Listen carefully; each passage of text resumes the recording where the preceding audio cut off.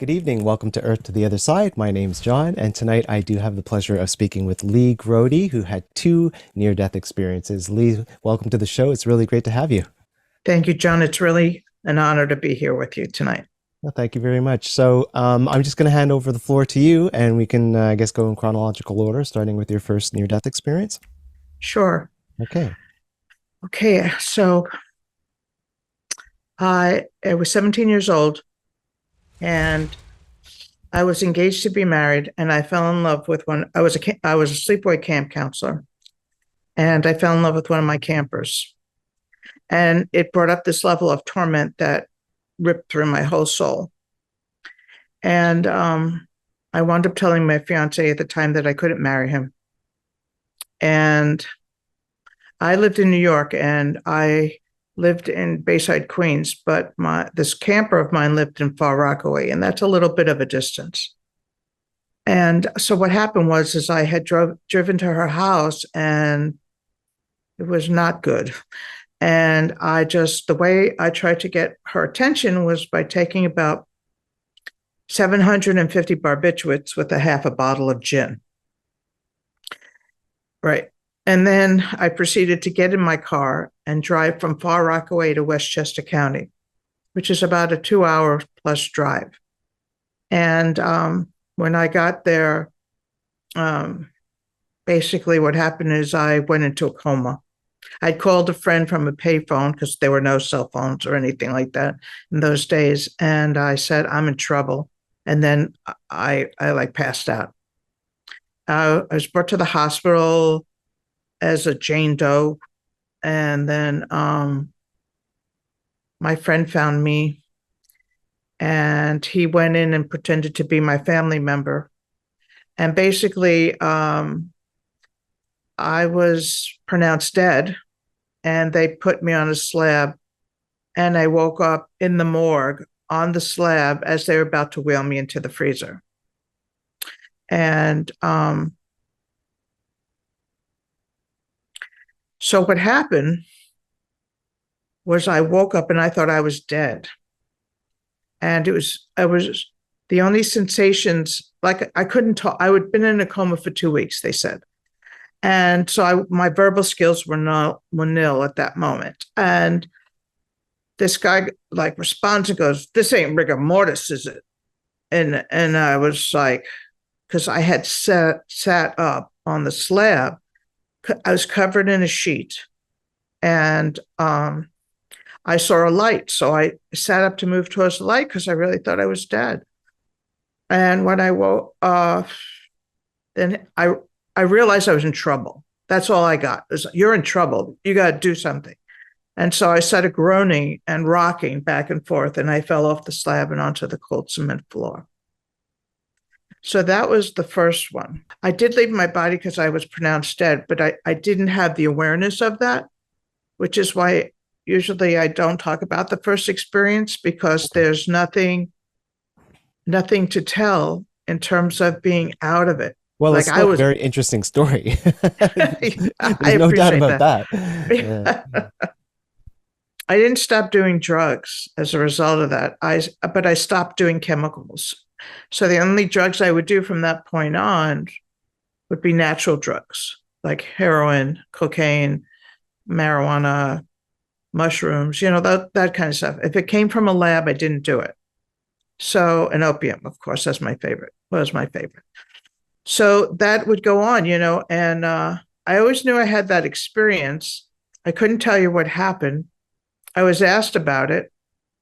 I said, I don't know. I think, and I was once asked, if you think the drugs had an effect on you having a conscious contact. And I said, I don't know, but I assume so, but I don't know, because the soul doesn't get stoned. The human flesh gets stoned. So I don't know, maybe I was suspended in a state of suspension out I, of I body. agree with what you're saying about the flesh thing, but at the same time, I think, in my opinion, my very Uh-huh. humble opinion, there is quite a possibility of that, even though it's two separate things. One is, physical body versus consciousness, but how you left, or, at the time of death, you're obviously in a very different state of mind, right?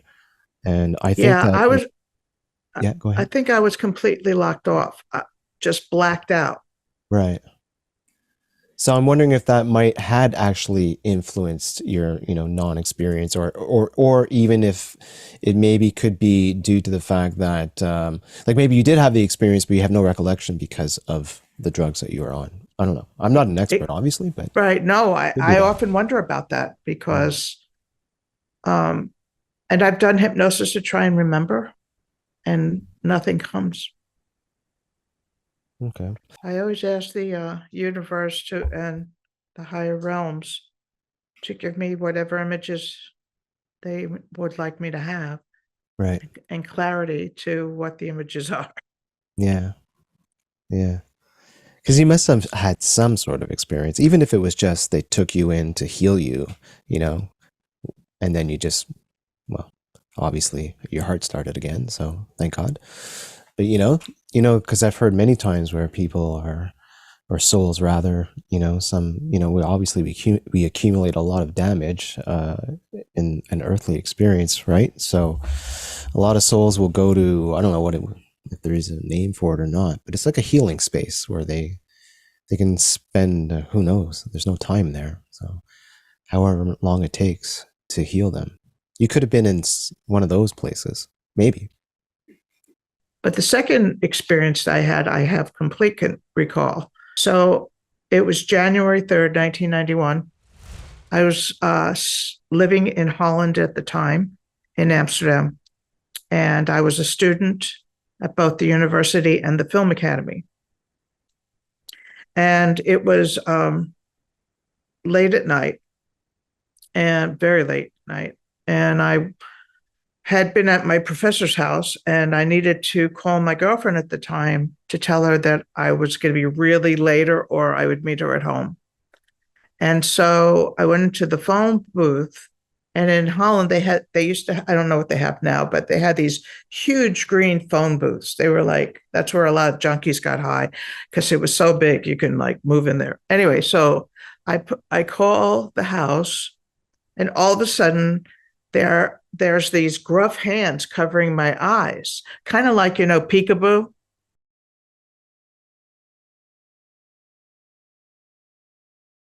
And then I was like, that was my first thought, peekaboo. And then the second thought was, I don't know anybody in Amsterdam that would play peekaboo with me. And I elbowed, and the grip broke. And then there were two sets of hands on me.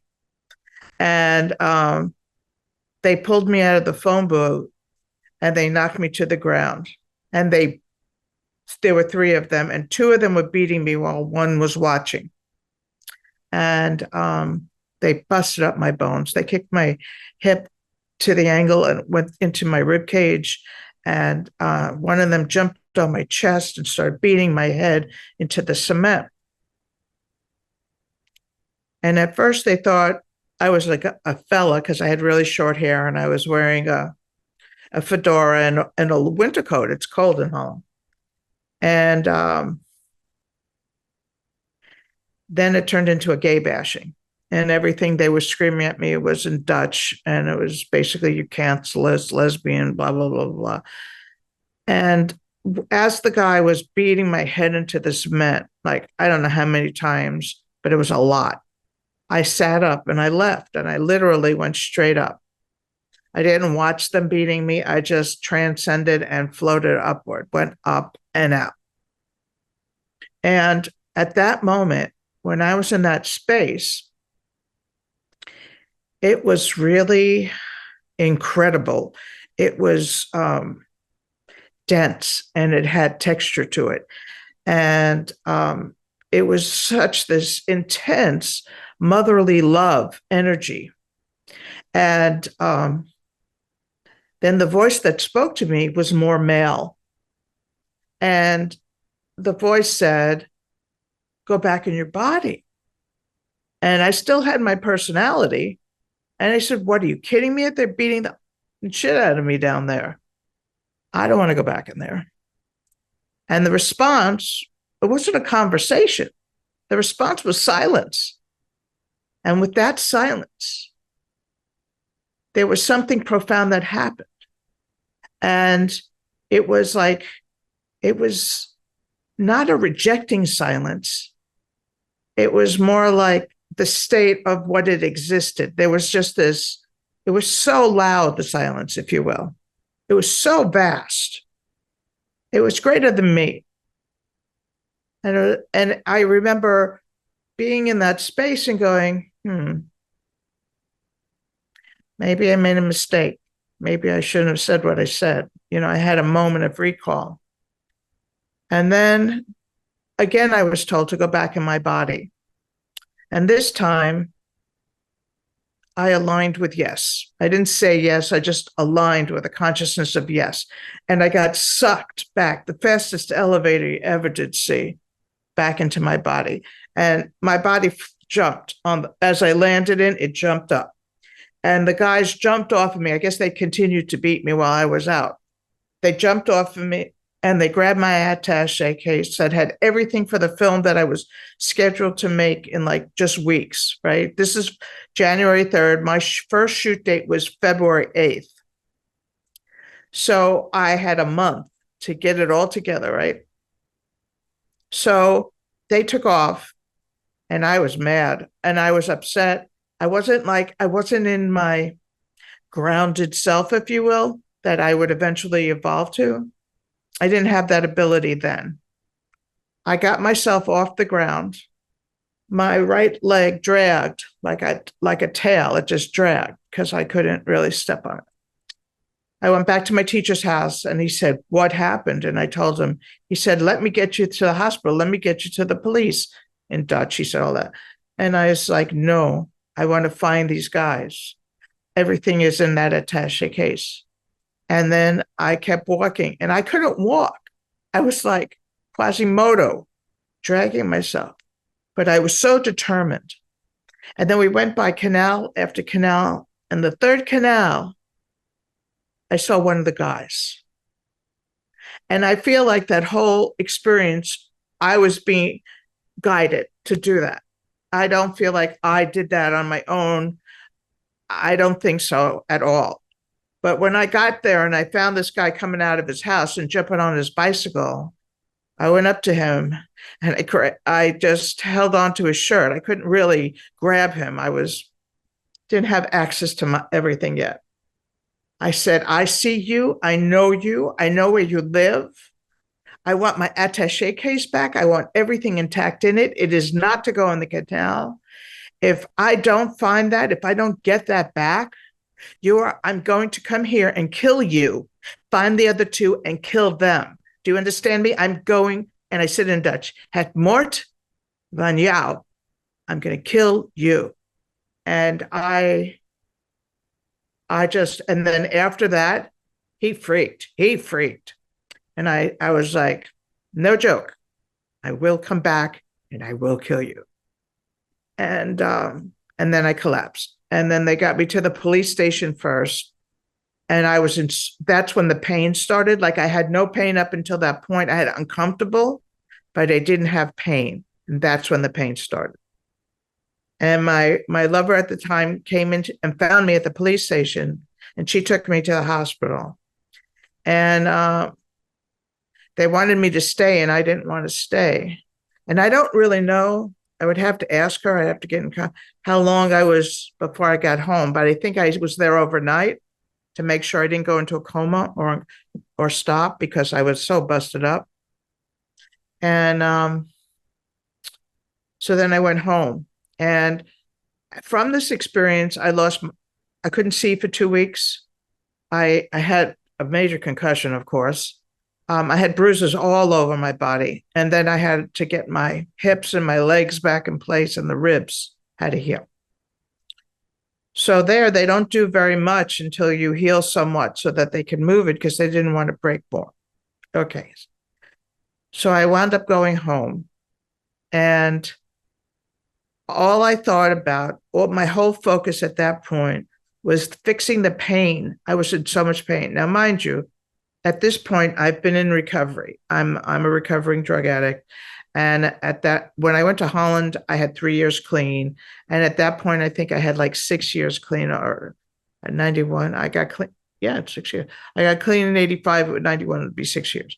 So I did all of this, and all my friends from school, from the film academy, and from meetings, they all came and helped me. And I sat with my editor for my film, and we storyboarded the whole film. And so I was able to get through, but I couldn't see. I had no vision. And that terrified me. How am I going to shoot a movie without being able to see? So they all came, and we came up with a solution. And by storyboarding it, it helped other people see my vision. And then I had a body brace on. And so getting up and getting down was very hard and very painful. And I was shooting the film, and you can hear it in my voice, the trauma in my voice, because I did the narrative. And I had to shoot this one scene in reverse because I had to go from standing up to sitting down instead of from kneeling to getting up. I had to do it in reverse. So we did that. I was just dealing with the physicality, I think, the whole time for the rest of my time in Europe. And I wound up coming back to America in 93. And it wasn't until I came back to California. I went to New York first to see my mother, and then I came out to California. And I would meet my lover, who would become my wife, who we're still together. We're about to celebrate 29 years married. Congratulations. Thank you. And we've been together for, 30 plus years. So I went through major culture shock coming back to the United States. I didn't like the greed and the abundance. Like, I would say, why does anybody need 14 kinds of milk or 35 kinds of bread? What is going on here? This is insane waste. And as I started having these experiences, I started having these flashes. And then when Joan and I were staying together, and we moved in together, I was watching, and I never knew who this person was at the time because I lived in Europe and I didn't watch American television. I didn't know who Oprah Winfrey was. And I so happened to come upon her show on the TV, and James Van Praagh was on there. And he started talking about spirituality stuff. And all of a sudden, my body started to tremor, literally shake. And everything came back. The sensations came back, the visualizations. Well, there was really I didn't have a light experience. I was not in light. I was in a place that was like, if you're in the middle of a very dense cloud, like fog, like that kind of, but thick. That's where I was. It wasn't rainbows. There was no lakes. And I didn't have any of that experience. I think also because I feel like I was in a pre-step to heaven, if you will. If there, another consciousness place where my final place would be, where I would make the next decisions if I was coming back into another life and all that. But memories started coming back. And along with the memories that started coming back, I started having other memories. That's why I think it's interesting what you said about the first experience, because the memories I started having were pre-birth memories. Like, I remembered making the contract for this lifetime, and that there were certain soul lessons that I needed to learn, and that the choices I made were not as a punishment to me as a being, but were a fine-tuning element to create a level of divine connection that would reach out beyond comparison to anything else. So that was how it came. And over time, some more things have come, but it's more like I've come back with some gifts. And I didn't know that I came back with some gifts until I would have this teacher in Hinduism, Ma Jaya Sati Bhagavati. She was my teacher for over 25 plus years. And she's the person who married Joan and I first time in 1995. And so it was like with studying with her, she helped clear the schmutz that's in the way of clarity because she was an enlightened master. In this lifetime, I've met a few very enlightened masters who've helped me to clear. So that's why I smiled big when you said about meditation, because I really do meditate and I teach meditation. And I think it's the most important thing that humans can do, especially at this time in history. So one of the gifts I got from this near-death experience was I had the ability to reach up and receive the direct connect into that space that is the higher realm, where I could get into that electromagnetic field of sorts that is not of this world, but that engulfs this world, but is not of this world. Doesn't emanate from the planet. It emanates from the unity of all that's all we are. But I didn't know that at the time. So I had that ability, and it could come through me because I cleared so much, and I could put it out for other people to experience. And so that was one of the big gifts of this near-death experience. And when learning, like in recovery, people talk, you stop fighting everyone and everything. The best example of that is when I surrendered the fight about my flesh being beat up and my soul being saved, because that's what happened. Beautiful. Thank you so much for sharing that. And I mean, wow, I'm so sorry that that happened to you. That is just, wow, I'm speechless. It's just insanity. But wanted to know, like, before that second experience, you were where spiritually at that time?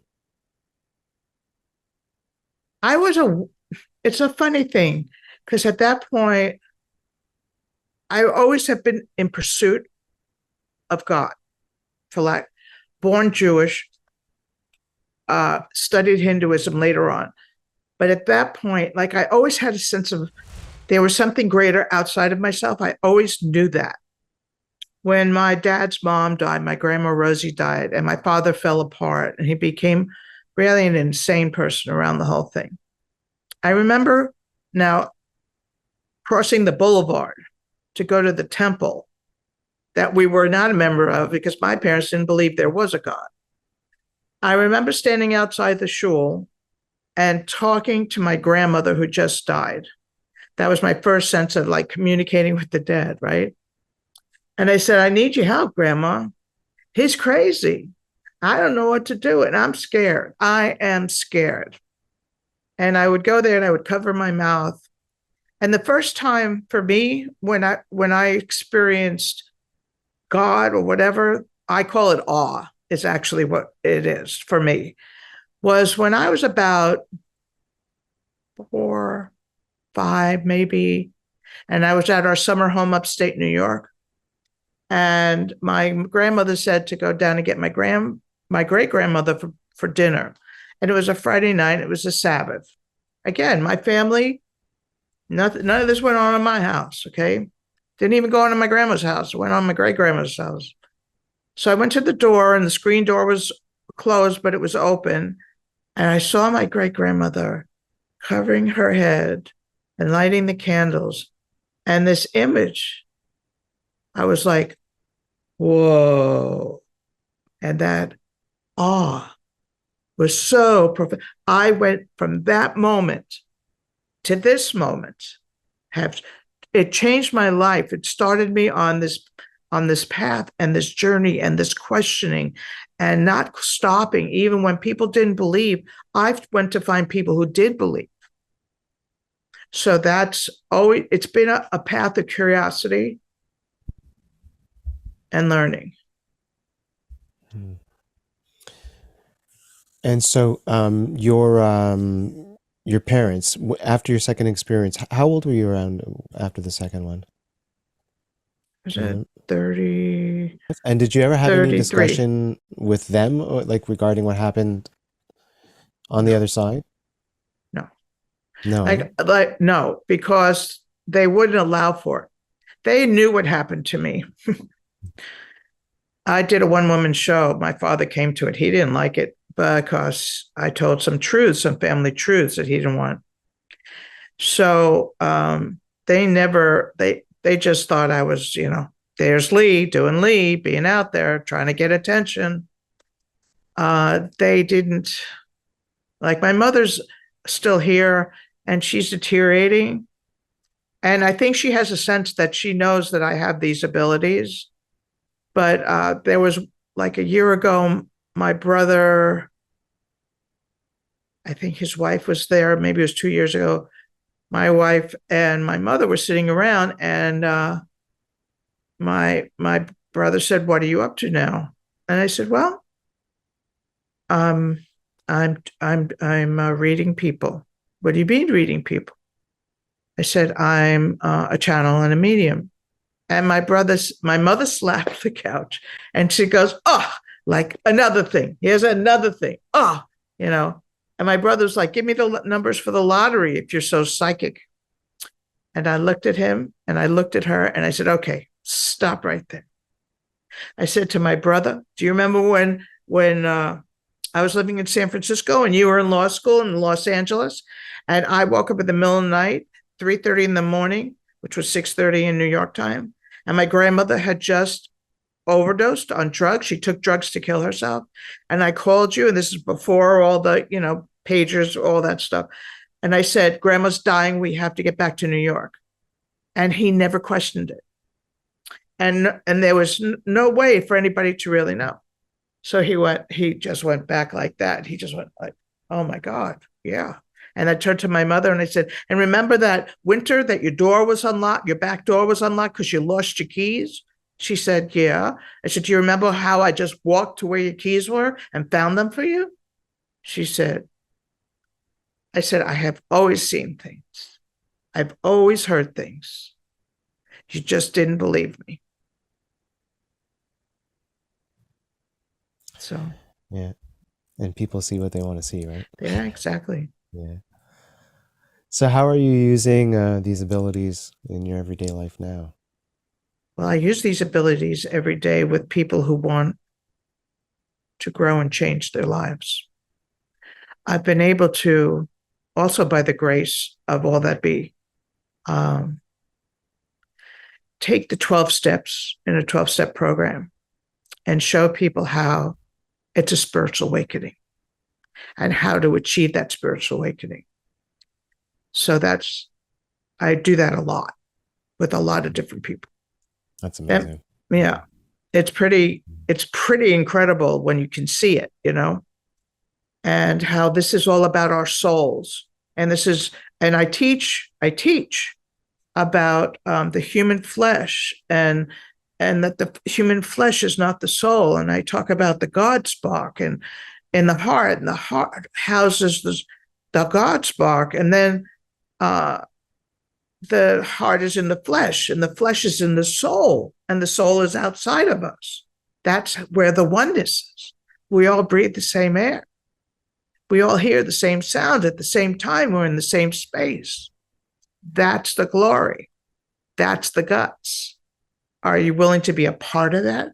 Or do you want to keep distracting yourself? The 12 steps are designed, and non 12-step people can do it too. They're designed to remove all that stands in the way of your ego that's inhibiting your spiritual experience. So I turn the language into layman language, and I teach that to non-addicts and non-recovering people, because we're all recovering, whether you're in a 12-step program or not. If you're living on the planet at this time in history, we're all recovering. So tell me a bit about, if you want to discuss it, about your book that you're writing. It's kind of interesting process, because I have been told for years I needed to write about my life experiences, because I've had some pretty profound burning book experiences.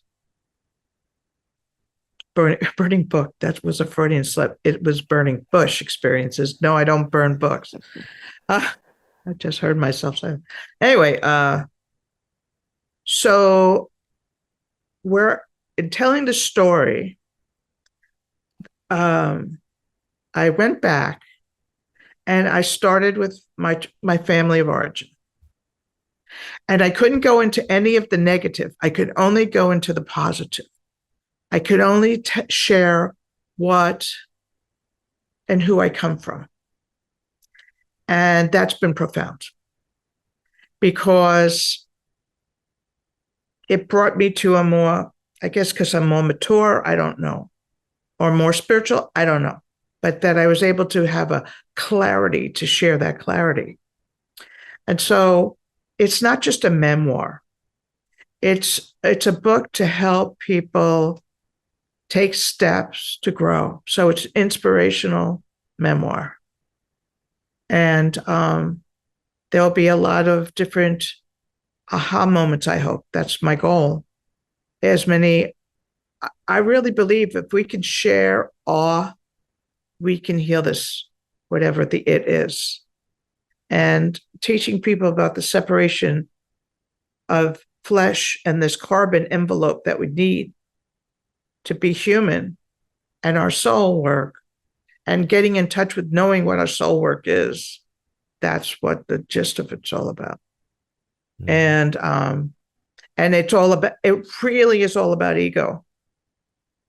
And we really have to get our little ego out of the way to have any kind of spiritual life. Yeah. And so that's what I like as a coach. That's what people come to me for. And I'm a spiritual life coach. So it's really, for me, about the spirit. There are too many coaches in the world that want to help you, get the best job and do this and that. That's all great, but that's all flesh stuff. I'm really here to help the soul because we have a big job. Yeah. Well, we need plenty more people like you, light workers, doing their thing, especially now. Well, I guess that ends our interview. Thank you. And thank you very much again for agreeing to speak with me and sharing your story. Thank you, John, for what you're doing. Thank you. Wonderful. Thanks again. Okay. Bless you. Yes, bless you too. Take care. Okay, bye-bye.